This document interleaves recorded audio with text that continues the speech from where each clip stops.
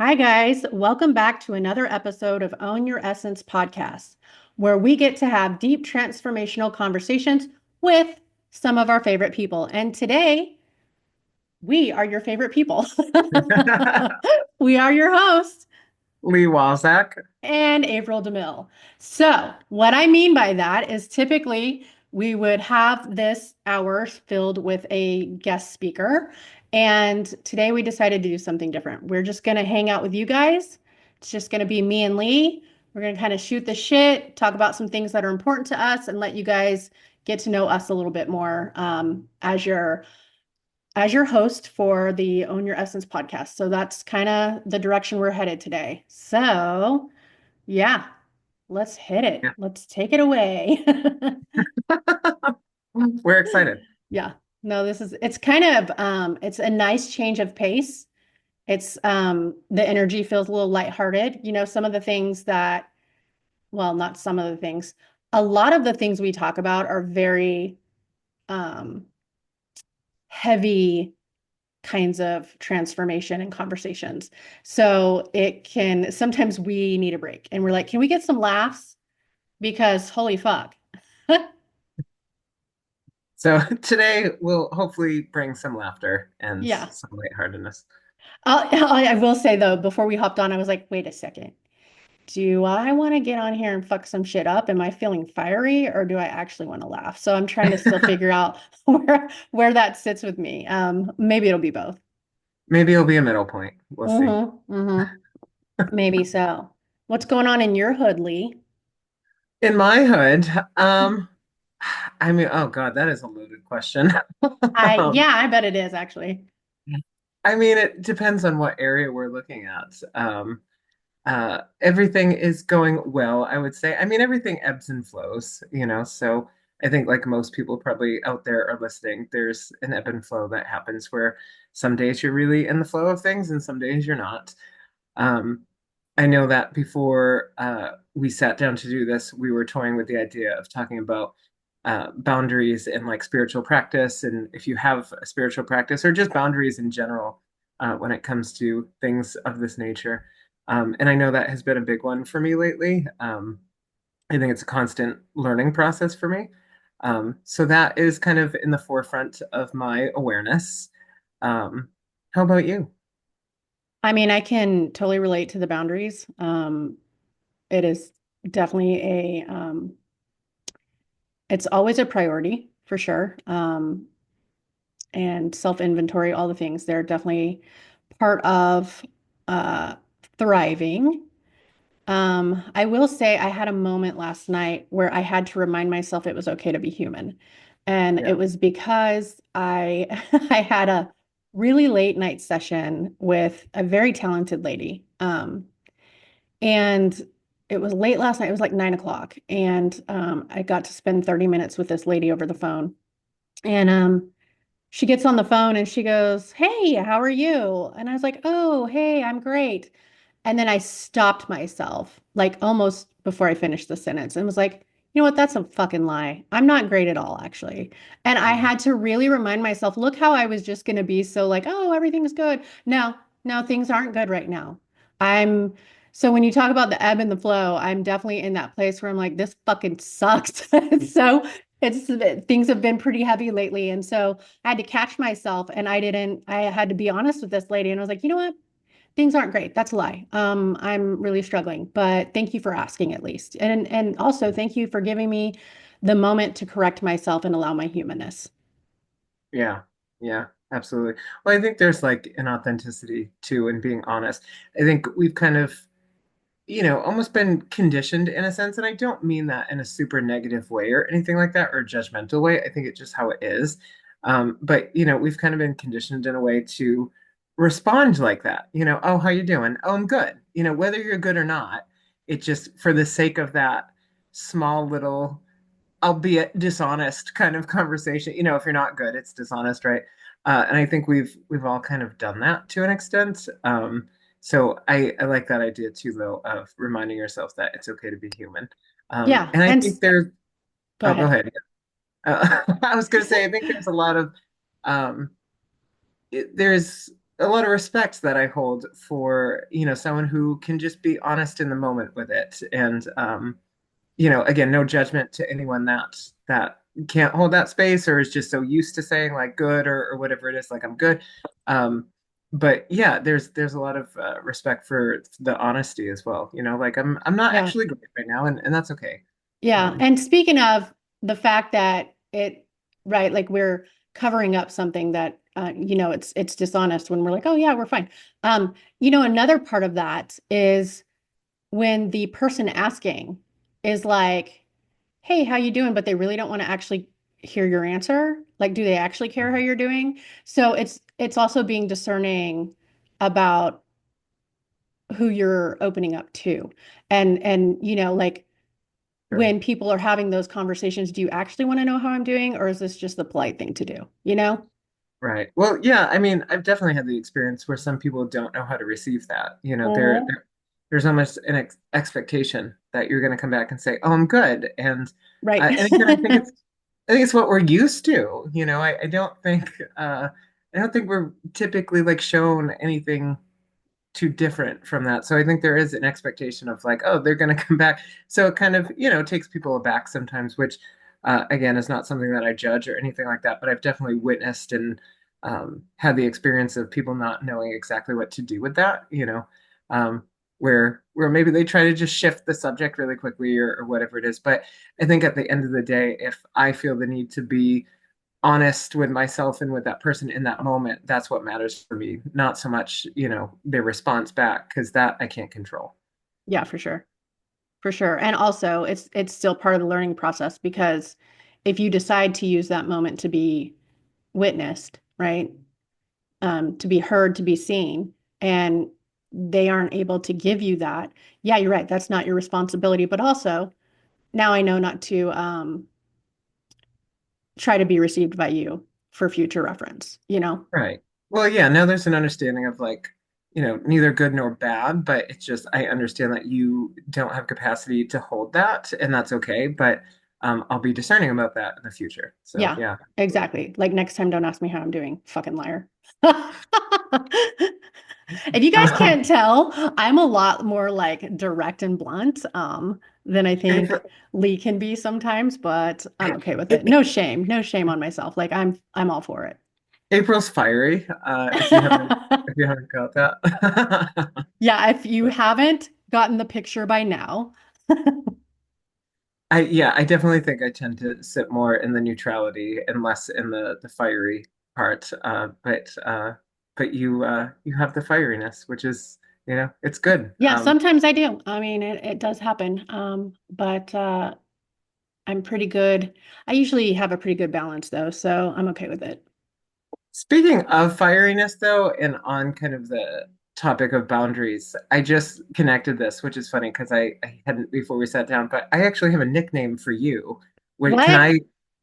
well, Oh you know, yeah, yeah, I know yeah. what it is. Yes, Can by I all share means. that? Yep. Yeah. Go for Okay. it. I call you the boundary boss, Yep. or the boundary queen, either one. I Yeah. think I've used both, but Hmm. boundary boss, boundary queen. Because I will say this about April that she is super aware and super or very well practiced, we'll say, at holding boundaries for herself, in a way that is, appropriate and kind, of course, to herself and to others, In a but way really that I teach it to others. right, like really good, yeah, at holding that space. So, I would actually be curious if you like want to speak on that at all, because you're very solid in it. I will say that I'm still human and I still have my moments. I'm actually going through an experience as we speak that I haven't decided if I'm allowing something to irritate me and getting resentful or if I'm trying to be more open because there's a fine line, right? Yeah. And so I'm going through an experience like that right now. So again, like I'm always learning and growing too. But uh it is true that I've come through a lot of experiences that have brought me you know, full circle where I am right now. And even my children, I have best friends and people around my community, family members, even my kids that will be like, how do I respond to this? And they will send messages and I will send responses and help others learn how to have confidence in standing up for themselves in the most appropriate and compassionate way. I'm not a fiery dick all the time, I swear.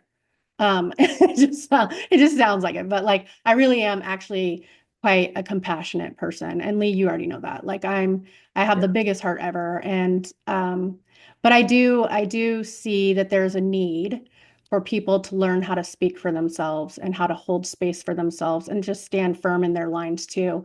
And and that has led me to even be inspired of maybe this needs to be a book. Maybe I need to put real life examples of things that have been, you know, um, situations and conversations that I've had and put it in a book and maybe that can help people. So yeah, I guess that's all I've got to offer on that for now. But yeah, I mean, what you said though, there was a piece of that that it really kind of struck me because it's something that I've experienced and I think so many people have experienced. But you said, I don't know if I'm just allowing something to happen and then building resentment towards it. right. Yeah, Um, and I think that's such a common thing where we'll continue to maybe say yes to something that we know that we should be saying no to, or right.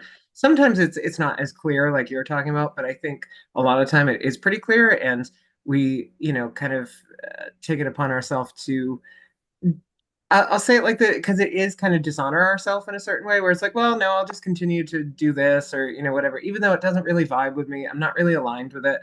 Yeah, And then inevitably we do build up resentments. right. And then, that resentment can potentially come out in our interactions or, we Uh-huh. can project that out onto other people. And I think that's where communication gets lost sometimes. But I know that I used to be the poster person for doing that, where there were just so many times where I knew that something was not in resonance with me, and I kept saying yes to it anyway. And lo and behold, and again, no judgment because I was doing the best I could with what I had. It was what I knew at the time. But lo and behold, I would end up with all this resentment, and it would come out in different ways, and it would cause other problems, Mhm. right? So I think there is something to be said about that, though.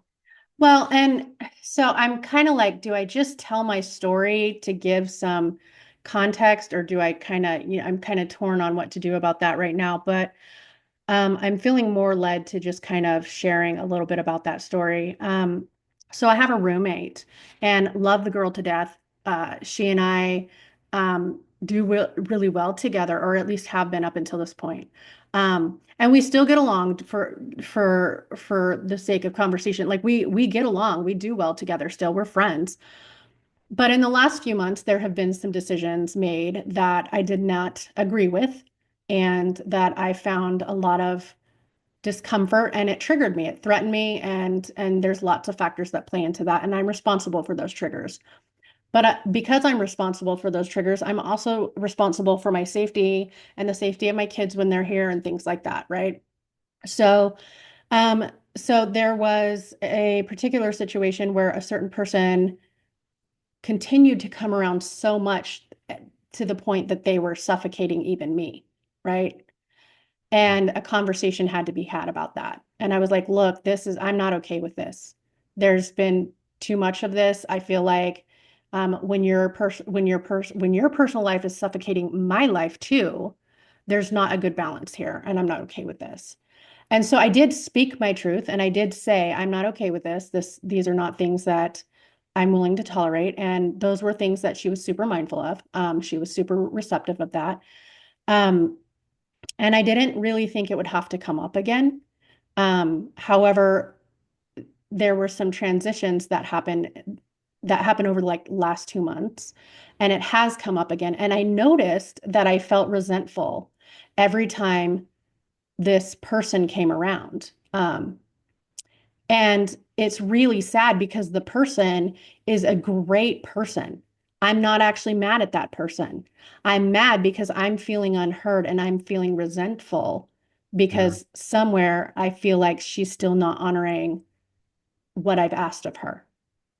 Right. And so it's really, am I mad at this person? Is it this person I don't like? Or is it really I'm pissed off because somewhere I've still allowed or tolerated this disrespect? And this person, he's just a reminder of that decision or that my words escape me right now. Give me one second. Hmm. Um, so God, why am I struggling with this so bad right now? I'm really struggling. Hold, please. It happens. So it's like, like again, like I'm just feeling I'm noticing that he is more like a mirror of the resentment I feel around her crappy decisions. And her crappy decisions are really my fault because where am I still not making myself clear? Does that make Yeah. sense? Yeah. Well, I think that's a really good awareness to have too, because I think so often in the context of, you even questioning, like, is it just this person who I feel like is not in resonance with me, or is it because I'm feeling unheard that this Right, person now becomes a mirror for me? right, Um, and I think that's a really good awareness to have because I think so often we're operating from this kind of unconscious place of not really looking at it, not really sitting with it, maybe not even understanding some of what we're feeling. And we would, like in an example like this, be looking at that person being like, I just don't like that person. You know what I right, mean? But right. And when it's really in about what they represent. right. So I think even to start like having that awareness is such like a huge thing. Yeah. Um, And then again, there's also the part where I go, I do have to question because of my triggers and some things that have, stirred my PTSD in the past. Am I just being over protective and not open to this guy for other reasons? And that's a possibility too. And so it's trying to find the balance between the two, like where can I give or where do I feel like I'm being taken advantage of? And because, of the previous situations over the month, this feels more like, nah, this is more resentment and me feeling taken advantage of at this point. That's definitely what this is. sure. Yeah. Um, And I think that's also a common piece, what you just said about, we have our own, everyone comes with them. I don't think, anyone escapes this human journey without a certain amount of wounding or triggers around different things. And I know that I've noticed for myself that, when I feel irritated or something of that nature, about something else in someone, it's mirroring back to me something that is a trigger of mine, Yeah, it's like a key component for you to look at. right. So now I wasn't always like this. It definitely didn't happen overnight. But now if I find myself, in conversation with someone or whatever it is, like any interaction, any exposure to somebody where I'm like, ooh, I feel kind of like, unsettled by that or, Hmm. you know, Hmm. um, annoyed or whatever it might be, which are all valid feelings. I think we can feel all the things and then decide how we move with those things. But um, I always then look at like, okay, what within myself though maybe is unmet here? What is this kind of mirroring and paralleling within me that is maybe some sort of a wound that I might be conscious of, I might not be. Right. Um, and always there is something. Yeah. Well, and so in answer to your question earlier about the boundary queen or the boundary boss, Yeah, I hold a dual title.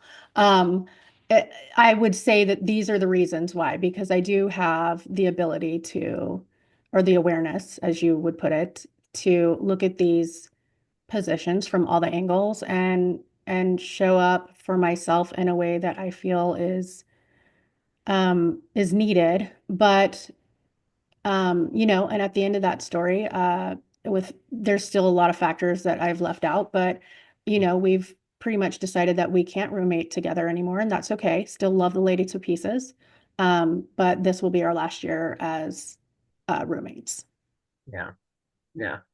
Um, I'm curious, like, because I can always when we do these sorts of podcasts, I can feel a certain energy of like people watching, even if they're not watching now because we haven't released it, but they're you know what I mean? Like there's a certain energy that you kind of, um, or at least that I kind of can perceive about it. And I keep hearing this sense of like, but it's challenging to have these conversations and it's hard. And like, how do I go about doing that? Yeah, Um, and I think that that's and I think you and I have even talked about these conversations before, and I know I've had um like my kids will come to me and be like, "Oh, I'm so scared. How do I say this?" And there's always a way to bring up conversations that are necessary.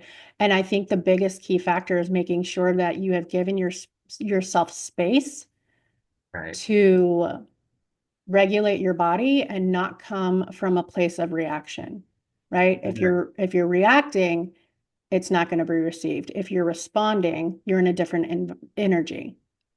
100%. Yeah.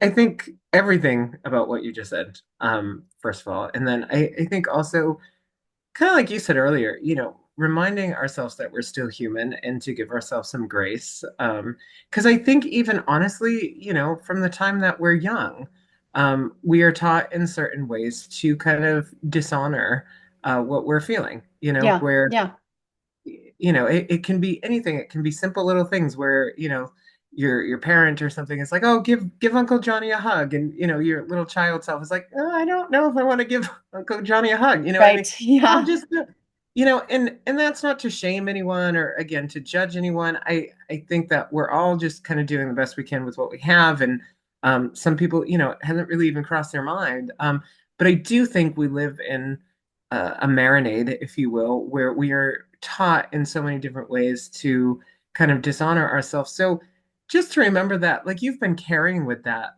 excuse me, you've been carrying that with you for however long now, and it's not going to be like a switch that you just flip where it's right. like, oh, okay, I'm totally okay with, having these conversations now. Like I think it's okay to really kind of wobble and to be unsure about how to do it as long as you're Honestly, it should scare doing you. it. To be honest, Right. it should scare you at first. It should terrify you. Because anytime I feel like you're stretching out of your comfort zones, it usually does scare you. Typically, yeah. Yeah. Yeah. So, I mean, I don't want to put that out there and be like, oh, you should always be afraid of growing, because that's not how I mean that. But Right. sometimes when we are flexing our muscles and stretching or growing, it can be territory that we don't, it just looks so uncertain. And so that can be, your voice is shaking, your body's freaking out, like all the things, right? So, yeah, Yeah. No, I mean, I think to what you said, I think it's a very normal experience to have feelings of being anxious or apprehensive or scared about um, doing something like that, especially if you're new to it. Maybe you're one of the lucky people that don't really experience that, but I think most of us probably do. And I think, like you said, it's a testament to us kind of expanding beyond our comfort zone, which can be scary, and you can do it anyway. yeah. Well, and it comes in steps, like you said. It might be one small little thing, so that way you don't overwhelm your system. Right, right. I know that I noticed too, I don't know about you, but it's come up for me in my personal life with people that I work with, in speaking to, I guess, like why other people seem to have challenges with this. Again, I can personally relate to this. But I also notice in like hypersensitive people or like empathic people or however you want to put that, whatever word you feel comfortable with there, um, there is this sense of kind of like, well, I can't say no because I should be there for other people and I need to be there to help other people and kind of bend over backwards for other people and take on all their stuff. So the idea of a boundary kind of inhibits that. Um, and I know for me, there was like a large, or I'm sorry, a long learning process. I think I tried to combine those two words together. A long learning process of really kind of dismantling that way of thinking and kind of unraveling that. Because I know for me, like I was that person who, Oh, yeah, me too. yeah, like gave everything, you know, to everyone else without, really allowing myself to receive back and kind of bending over backwards and saying yes to everything.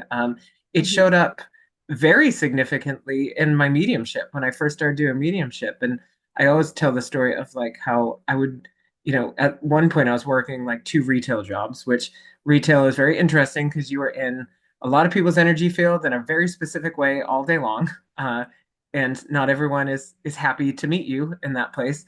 Um, so you're doing that, and I was doing, two of those jobs at the time, and then, with the mediumship, people, would come to me just through word of mouth and be like, oh, I'd really love to like, do this with you, and there was a piece of me that was screaming like, no, I don't have anything left, but then I would make the decision to go sit in people's living rooms channeling their departed loved ones for like 4 hours, after working, however many shifts or whatever it was, and I was so depleted.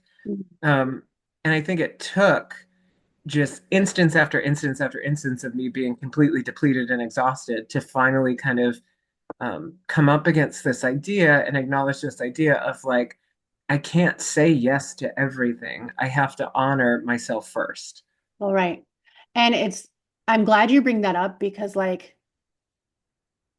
codependence, people pleasing, whatever label you want to slap on it, um, neediness, lack of worth, whatever you want to give it, right? Like whatever name you want to call it. The fact of the matter is it comes from a place of dishonesty as well. Mhm. So we're not being honest about who we are. We're not being honest about our needs. We're not being honest about anything in our lives. And we're just constantly overgiving to where there's nothing left. But we're even being dishonest about that. Oh, I'm Yeah. fine. This is fine. Right. I'm going to keep saying yes. I'm going to keep doing the things like when we are depleted and all the things. So yeah, it's not a place to be. Well, yeah, and like you said, it is dishonest, and I know that Mhm. not everyone might be comfortable hearing that, and that's okay. But there is a dishonesty about it. Every time that I said yes to something like that, Mhm. where I was like, "Oh my God, I'm already so tired," and Mhm. but let me just go do this anyway. Right. And That you're was betraying yourself. And that's the right. part where the honesty comes in. You're not being honest about what you're able to give and all those things in that moment. So, Well, I think too, and this is where having grace for yourself comes into, because I think for me personally, and I'm sure other people can probably relate, but this was so coded in my upbringing, like you need to give all of yourself all the time to everyone else, and there shouldn't be any room left for you because that's selfish. And I think we kind yeah. of hold on to those ideas that we learn. And really, I think we have it so backwards. And I say that from a loving place, but I think it is so backwards because what I finally have realized, at least on my journey, is that if I'm not taking the time that I need for myself and I'm depleted and I'm exhausted, I'm bringing that energy with me everywhere that I go. Oh, for And sure. then I'm It's like sitting down, heavy baggage. right? Like, and it affects other people's feelings. And not only that, but like if I'm providing a service for somebody, Mm-hmm. like, and I'm exhausted, how fair is that, to them? You know what I mean? Like how that I'm allowing myself to get to a point where I'm so depleted and so exhausted, and then I'm just going to say yes because I feel like I should. Right. And now that's the energy that I'm bringing into this space, right? Like that's not fair. Yeah, like when you have sitters, what are they really going to get from you if you're only functioning at like 25%? Right. And I will say, of course, there are days that we are going to be operating at a higher percentage than other days. I'm not really That's, speaking to that well, yeah, piece. that's different. That's a little Right. different than, the topic of conversation. Right. So, it's not that part of it. It's, if I'm allowing myself to become depleted and perpetually, doing this and become exhausted. And then again, I'm bringing that energy into the space with me. And it doesn't even have to be in terms of like a sitter or whatever it is. It can be, I go around, a group of friends of mine or whatever, and our fields interact whether people know it or not. So if I'm in that space, I am then impacting everyone else in a certain way. Yeah, and you know, I'm just going to speak on that for a minute too, because I personally am not going to sit with a psychic medium or a coach that wants to help me move through some really big hardships. I'm not going to sit with anyone if they don't have the integrity of doing the work themselves. I'm going to tell them to fuck off. Right. Thanks, but no thanks. I'll pass. Like if you can't show up and do the heavy lifting too, then how am I going to trust you to guide me? Right. Right. Because again, there's, a dishonesty that you can sense about that. Yeah. And it might just be where that person's at, and that's okay. But I do agree that, if I'm sitting with someone, I do look for that, does Yeah. this person kind of, um, are they walking their walk sort of thing, or walking their talk, whatever that phrase is, but you know Yeah. what I mean? Yeah, for sure. I kind of want to shift gears a little bit because speaking on, boundaries and people feeling like we owe them something and we should be giving because we're selfish if we're not and all the things. I want to talk about like how that shows up for you in business, like what that looks like for you right now, maybe what it used to look like, but what it looks like now and how you handle things like that. Oh, that's a good question. I think right now, and I think mostly how it shows up for me, is I will get people, well-meaning people, but I will get people sometimes that, how do I want to put this? Are kind of looking for me to heal them in some way, me like looking at me as the sole agent in their healing journey. Um, and kind of almost expecting that, or um relying on me in a certain way to bring them peace or to bring them comfort. Now, of course, as doing what I do, I can, just by the nature of doing what I do, help bring a sense of peace to somebody, or a sense of comfort to somebody. Um, but I'm talking more towards, kind of solely relying on just me to facilitate that for them. So first of all, before I go on, does that make sense though, how I put that? Yes, absolutely. Okay. And I think that you and I are both in the business of, and I think I can say this on both of our behalfs, but I think that you and I both, when we work with people, we prefer people to feel empowered and learn how to trust on them in themselves.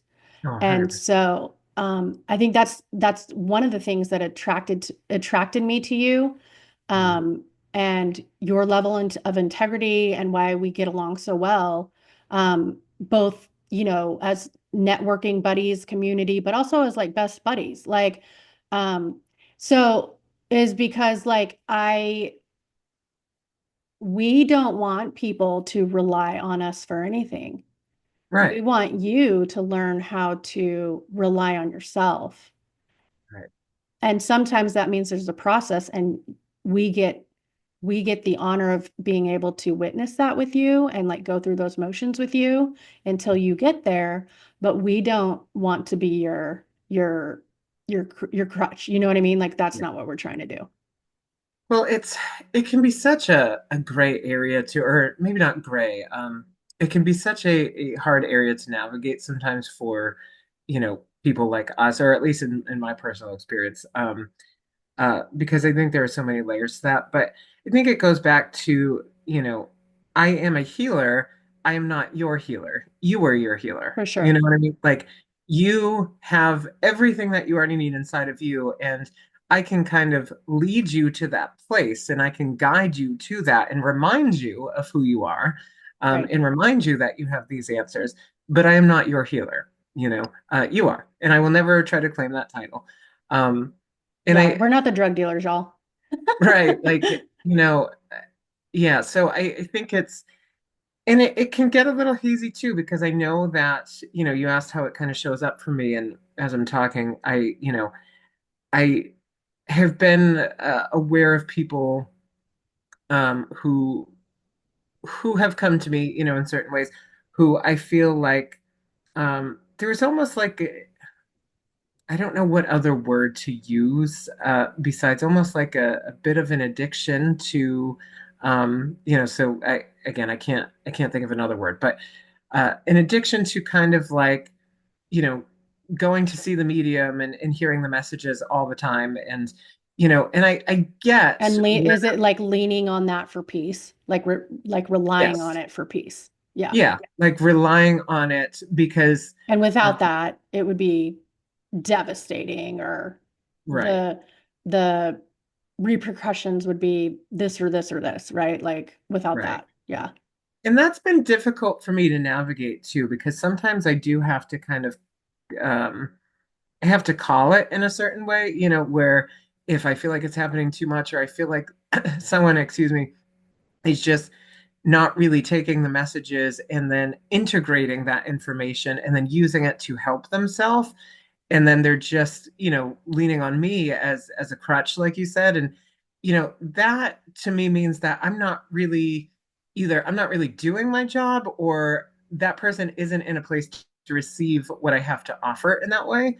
Yeah. Because I don't want that for people, and I know Right. that I can't control anyone else's journey and all of that, but I guess in my work, what I do want is, like you said, to empower people and to, um, you know, again, lead them back to who they are, and remind them that they're their own best healer.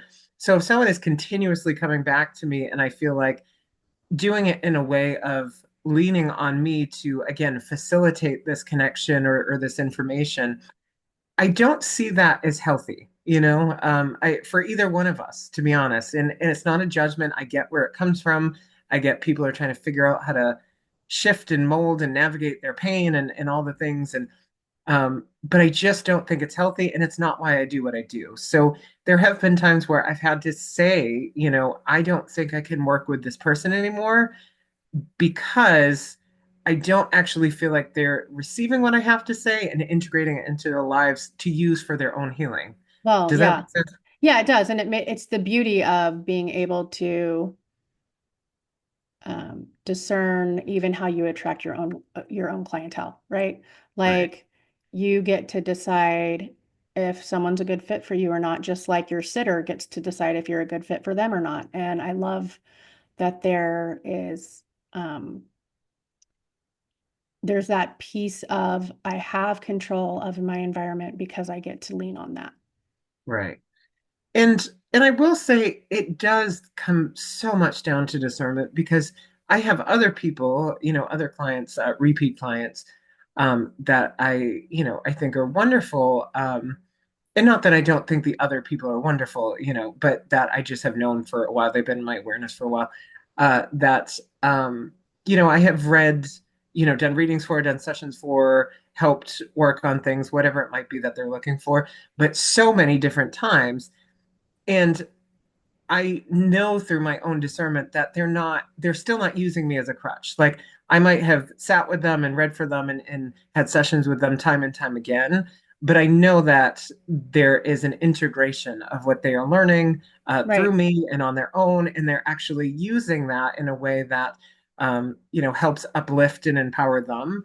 So it really does come down to discernment, where it's, it's the subtle kind of energy of like, do I feel like this person is, again, kind of just relying on me and using me as a crutch, and maybe using me to, kind of give them a bit of like a dopamine hit in some way, because I think that can also be a thing. Or are they actually taking this and receiving it in a way that is helpful for them? Yeah, and I think part of that discernment is figuring out like, okay, I have this client and I feel like here's a place where I needed to offer, it was like a teaching moment, right? And Mm, so I used my words to redirect this client to show them what I feel is allowed in our communication and out of our expectations. Are they accepting this as redirection, or are they just not receiving anything I say at all? Those are right, different things. right. Yeah, 100%. Yeah, Um, yeah, and I like the way you put that. Are they accepting this as redirection, or, right, otherwise? So, right. but I think, it can be a bit of a sticky territory, and I will be honest, I have found it challenging, and still do sometimes, to, have to kind of sit with some of that, and have to even sit with the idea of like, maybe I'm just not the best fit for this person at this point anymore. Hmm. Um, but again, it kind of comes back to being honest with ourselves, and honest about the situation. And if I feel that that's the case, then I have to honor that. Yeah, for sure. And I kind of want to add to this because I've had people, um, people that have known me for a long time or knew me from high school. They want to chat or be buddy buddy, whatever it is, whether it's people from my past, clients, um, or even potential clients, people just trying to like try it, whatever it is. Some people just feel entitled to your energy. They feel Mhm. entitled to a response, to your time, to whatever that is, right? And I have had people blow up my messengers. I've had people be really shitty and shame me and say dumb fucking shit because like I'm not at their every beck and call and because I have boundaries. People don't like it when you can't be manipulated. Right. People don't always respond well to boundaries because then this isn't the version of you I know. They might be committed to a version of me that was fucking 15 years old for all I know. And back then I was very easily manipulated, right? And now I can't be. So they don't like that, right? So I've had to make it very clear in my own world, um, what I allow and what I tolerate. And I've had to unfriend a lot of people. I've had to change my playgrounds a million times. All the things. But one of my most favorite fucking tools in the world on my phone is that motherfucking mute button, right? There's a mute button, and then on Facebook now you can turn off the read receipts so that way you don't even have to worry about, you know, your chat being read or whatever, or appearing to be read, whatever. So you can turn off the typing indicator. There's all these things that Facebook has updated now. And I love it because it's just another layer of tools that we can use to preserve our peace. And um, whether it's popular opinion or not, my job is number one, to protect my peace. And I don't care how cocky or shitty that looks to anyone. Like, I'm going to do what I need to do to make sure that I'm functioning at best capacity to be in a place where I can be of service to those that are working with me, to be my best self for my best self, but also to be there for my kids and my family and the things I choose to do. That's what brings me joy. And I'm not going to let people and their shitty attitudes take away from that. Right. Right.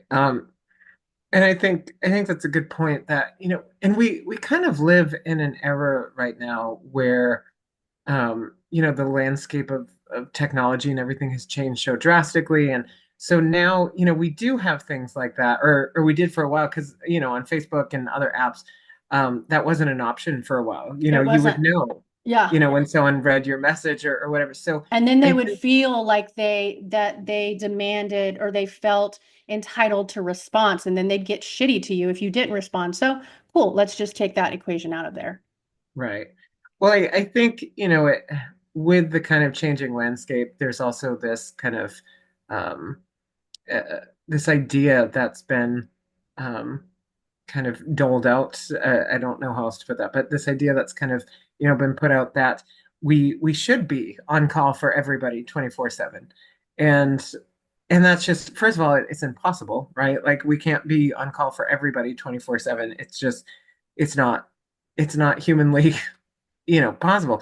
So, so I think kind of reminding ourselves that, like, if I need to, and this has been a big one for me as well. Like, I was that person that was like, oh, I got a message, I have to respond to it right away, because otherwise they're gonna think that I'm ignoring them. They're gonna think, that I don't care, whatever it Hmm. is. And I have had to go through a process of reminding myself, like, it is okay for me to pause for a second, or Yeah, just sit with whatever they had to say, or maybe I just glance at it and then I have the intention of coming back to it later. You know what I mean?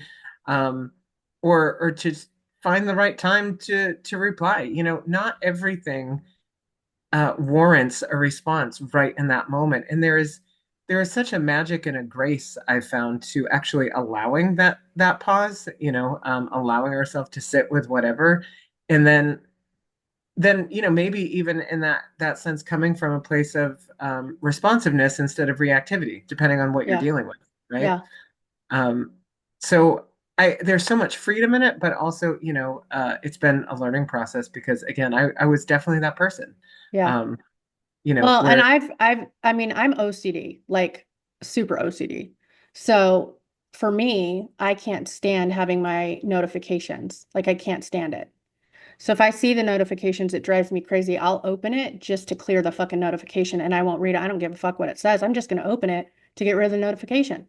Mm. So, and the moment you do, well, then people are like, oh, she saw it. So she read it. Oh, so she must be ignoring me.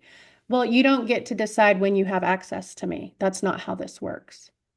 well, Right. that and the other person is creating a story at that Right. point, And which I'm I not think, responsible for their story, but right, I am also fully aware that I'm not going to engage in that story. Like I'm not going to whatever you have to tell yourself, I really don't care. It's not my business. Don't give a fuck. Right.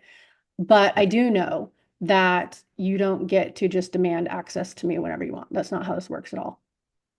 right. And I think some people do expect that. I think some people might not exactly have that intention, but that's kind of how it comes across. I think it's dependent on the situation. But to what you said too, or what we were speaking about the stories, I think we so often do that as humans. Mhm. Like we can just get one little piece of information that says, this person read your message, and then we start going into, well, they didn't reply, and then we make up this whole big thing about, how they're ignoring us, or how, like our friendship doesn't mean anything to them. And you Yeah. know and Spin out. it honestly just could be that this person is taking a pause, like, Yeah. Well, and actually, you bring a good point up because at the very beginning of the year, I did a live video on Facebook where I talked about how moving forward, I would no longer take phone calls. Do you remember that when I I said, do, yeah. yeah, I would no longer take phone calls. I don't have the space for it. It's not something in my wheelhouse that I even want to, worry about right now. And so, um, which by the way has been one of the best decisions ever. But the fact of the matter is I've put it out there and people still are like, why aren't you talking to me? I'm Mm. still going to blow up your messages and send you fucking 50 of them, even though you never respond to any of them. Like it's still a thing. But I will tell you, like that mute button has been my best friend. I love it. My favorite Yeah. thing. Yeah, I can see where it would be And helpful. also, like, even though I love these people that are messaging me and still not necessarily honoring the fact that I said I don't want to have communication, um, the fact of the matter is if you're not hearing from me, it's on purpose.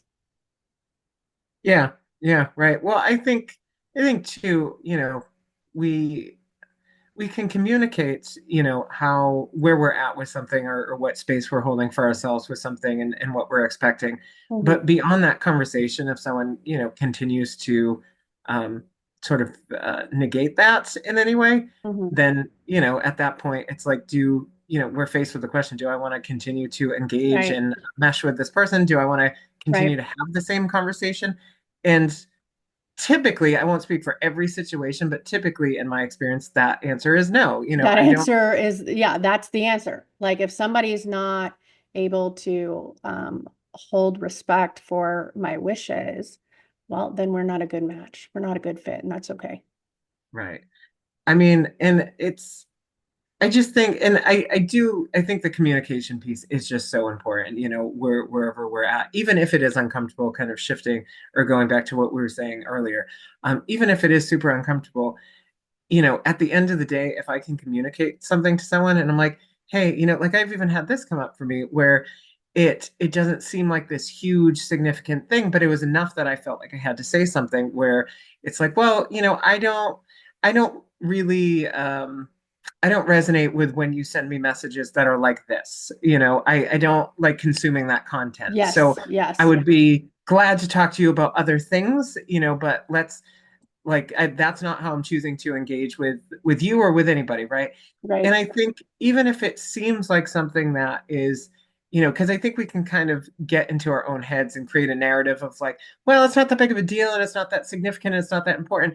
but it is significant if you're holding it in a way where you're feeling like I need to communicate this, right? And I Mhm. think the best thing that we can ever do is communicate that. And then if someone's not receiving that, then we can kind of go from there and figure out like, all right, well, how do I want to, further move with this person? Do I want to just kind of, not engage my energy? But I think the communication piece is just so important. And I will say this, it's so freeing once you do it, like It you is. It it really is. I agree with that. Like, even going back to my like roommate situation, once we had a couple conversations, I was like, okay, those conversations offered a insight that I was not completely aware of Hmm. that I'm so thankful for because now I know that moving forward, we will have to go our separate ways. Still sending her all the love in the world. Love her to pieces, think she's a lot of fun, think she's great, but we can't live together anymore, and that's okay. Right. Yeah. Yeah. So I think communication, like you said earlier, from that regulated, nervous system standpoint, right? Because like there can also be, which we touched on, but a lot of triggers that come up, even when we're dealing with the idea of, I want to communicate this to somebody. Like I know for me personally, I have had, and I'm still working through, but a lot of triggers around feeling unheard by people. So Mm-hmm. people that are close to me. So I think at the beginning, like going into conversations for me where I was like, there was an intention of wanting to be heard, but I think my nervous system and my brain already kind of was prepping me to feel unheard because I was so used to that.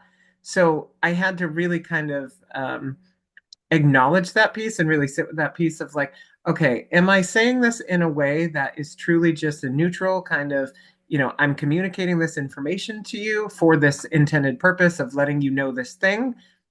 Or am I saying this in a way where I'm already bracing for you not to hear me? Because there's a totally different energy and tone to those two things. You know what I mean? Yeah. Um, yeah, coming from a place where we can be aware of those things for ourselves and be regulated is super important. But yeah, like you were saying, like with the conversation with your roommate and everything, once we actually get to that point and we do it, it can be really freeing and give us a lot of, like you said, new information about new insights that we weren't aware of. Yeah, not even just insights from that person, but even insights from ourselves. And what I mean by that is I had a conversation, God, when was this? It was like 2022, I think. And I had this one person that was constantly blowing up my messenger. Um, and love this lady to pieces, but she would send me messages that were like fucking 20-minute audios just going off about whatever was going on in her life. Mm. And I remember feeling so overwhelmed anytime I saw that she sent me a message. I was like depleted before I even opened it. And I was like, and at the time I did have my plate full. So honestly, I was in no position um, to take on being able to hold space for her. Mhm. But I had not made that clear to her yet. And so I just kept feeling like drained, depleted, defeated, all the things every time I saw she messaged me. It was just a fucking nightmare. I'd see her name pop up and I'd fucking roll my eyes and do all the things, right? So then I realized um, one of the message I had opened and I had listened to, and I tried to respond while I was running out the door. And the Mm. response came out very like, how do I want to say it? It came out very like um, short. I'm going to say short and detached, right? Just kind of like whatever, right? It's kind of just like I'm just appeasing you and responding just to give you a response, but I actually don't care because I'm not in the moment and I'm too overwhelmed to be a part of this conversation. Mhm. And I sat with that because I think she had said something to me about the effect. I think like, maybe it hurt her feelings or maybe she felt unheard or it was something like that, right? Sure. And I, I had to sit with that. And I was like, I'm going to give you an apology right now because you're right. In that moment, I didn't show up for you. And the truth is I couldn't have even if I wanted to. And let me tell you why. right? So I did owe her an apology because the conversation should have happened months or weeks or prior to what had taken place. But I was like, in retrospect to everything that's been going on, I should have let you know months ago that this has just this is where I'm at. I have nothing to give you, and I can't make you happy with these superficial, like little short statements either. I literally just have nothing to give you. And I should have let you know that months ago, as opposed to you sitting here expecting that you would get some sort of, you know, conversation out of me or whatever it was that you're looking for. I can't give it to you. And it's unfortunate that I let it go this long before I finally said something, but I'm saying something to you now. Like, yes, I apologize that I wasn't able to give you that space. Um, but I also apologize to myself because I knew I couldn't give you that space and I kept entertaining the thought that maybe I could, or or maybe I felt like it was an obligation that I needed to fulfill, whatever the reason was.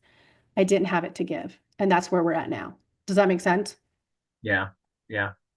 Yeah, absolutely. Um, and I think there is so first of all, I think that's a good awareness on your part. Like, I realized this, from different angles, like how, I should have probably got on this months ago, when I first kind of felt it or, whatever, and just had the conversation of like, I can't give that. Um, and I think that's another thing that people, myself in the past included, have struggled a lot with, or can struggle a lot with, is this idea of like letting somebody know that you just don't have the space to hold for them in that moment. Because I will say, even for me, like I had an upbringing, and I still have people that I love dearly in my life, but that still kind of maintain this sort of idea that it doesn't matter if you're depleted. Like if I want your attention and I need emotional support from you, or whatever it is, then you give that to me now, you Right. know Yeah. um and that was very normalized in my upbringing. Like I didn't know any different. So I think people can struggle with this idea of like, I know I don't have it to give, but like I don't know how to kind of approach that conversation, or maybe I feel like, again, that's selfish, or whatever it is. But even to your story, I think there's such a freedom in being able to, a freedom and like a safety in a relationship, being able to address that with somebody, and also have them be receptive to that, right? Like, I don't have the space to hold for you right now in this regard, and I'm sorry that I don't have it, but here's where I'm at with things. Mhm. Um you know i i hope that you're able to navigate it the best that you can, Mhm. but to have someone actually like to say that, first of all, I think is so freeing, and so and maybe especially for me personally, because I never knew anything else growing up. uh and I think to have someone actually be receptive to that, and them, say, okay, I get it. Like, that's okay. I feel like that's such a marker of like safety in a relationship. Well, and that safety piece is the important part, and I'll expand on that. You talked about a little bit briefly about how, where does the confidence in your boundaries come from? Like how does that even happen? Because it can be so scary. And I'll tell you, the confidence came when I knew that the moment I spoke my truth, if the other person I'm speaking to was receptive of my truth, Mhm. then that's great. And if they weren't, that was great too. I knew that there was no such thing as a real loss. Right. Does that make sense? So, Yeah. like, if you're not really losing any connections, right? And everything is a gain and everything's about alignment, then this person's either going to respect my boundary or they're not. And I don't really give a fuck which way it goes. Either way, I win. Right. Well, yeah, because either way, you have now information. Right. You. Either way, I win. Either way, it's removing someone from my presence that isn't a good fit for me, or it's reminding me of how awesome this presence is and how much I appreciate them in my life. Either way, I win. And that's Yeah. why the confidence in my boundaries came. Yeah. Yeah. I mean, that's a good point. And into what you said too, if someone, like you said, is receptive, great. That gives you the information that, like, okay, then I can start building a trust with this person to be receptive to what I have to say. Right. Or if it goes the opposite way and they're, not receptive to it, well, do I really want that person in my space then? Probably not, Probably because not. Right. not that they're bad or good or wrong or, any of the things, but it just means that the information is telling me that they're not aligned with where I'm at and they're not receptive to what I'm saying.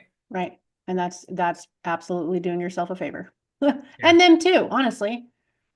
Yeah. 100%. Yeah. Yeah, because I mean, if you're not aligned with them, it's not exactly fair to carry on and pretend that you are, you Yeah, know? for either one of you, when you can create more space for somebody that's better aligned with your beliefs, your virtues, your just more receptive to you, period. Right. Exactly. Yeah. So I don't know. Yeah, It's it's a layered conversation.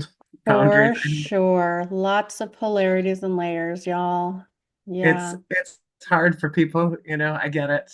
And yeah, I guess just kind of paraphrasing, like, from what we said before, I get people, have all had different experiences, especially in our upbringing with things like this. Like I always say that, I didn't know what a boundary was growing up. Like that wasn't a word, Yeah, like that that's people not use. what?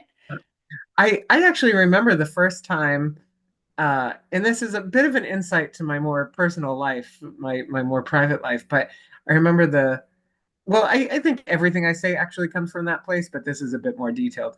But I remember the first time a therapist that I was working with that I loved to pieces. Like she was so good, and really just I think helped change my life in a lot of ways. But one of the first times that she actually brought up boundaries and told me that I could have boundaries, and I remember this moment of being like, "What? Like I You're can." like, you're like, wait, this idea is so foreign to me. I can do this? Yeah, it was literally that moment of like, I can do that. Like I can tell somebody Yeah, that and like like that's a that's thing. okay. Yeah. So like she kind of had to explain to me, like this is what a boundary is and this is what it means and it's totally okay if you do that. And I remember being a little shell shocked, Hmm. so my point being though that I speak about this from a place of understanding if someone is in that space of not knowing how to do it or trying to figure it out or feeling really uncomfortable, like, I was at a point where I didn't even know that I could, I had no idea what it was. What is a boundary? So it's normal and we all get there when we're supposed to arrive. I would agree with that statement wholeheartedly. Like, there's no such time as the wrong time or poor time or late or any of that stuff. It happens when it's going to happen. And so that's probably a pretty profound statement. Yeah, yeah. Um, so I don't know. I think that's what I got for So, today, April. yeah, I mean, I think we covered some territory. I think that's about all I've got too. And now my daughter's actually blowing up my phone. Speaking about phones blowing up, she's like, "Mom," and I'm like, oh, "Okay, I'm kind of podcasting right now, but." But yeah, I think that's all I've got too. I think it was a pretty good conversation. Is there anything else you want to add before we hop off of here? I don't think so. I think I feel settled. Yeah, me too. So, um, as always, it's always fun shooting the shit with my buddy. Yeah. But yeah, always good times, good talks. So, okay, well, I'm gonna go ahead and stop it here, and we will see you guys next time. Bye. Bye.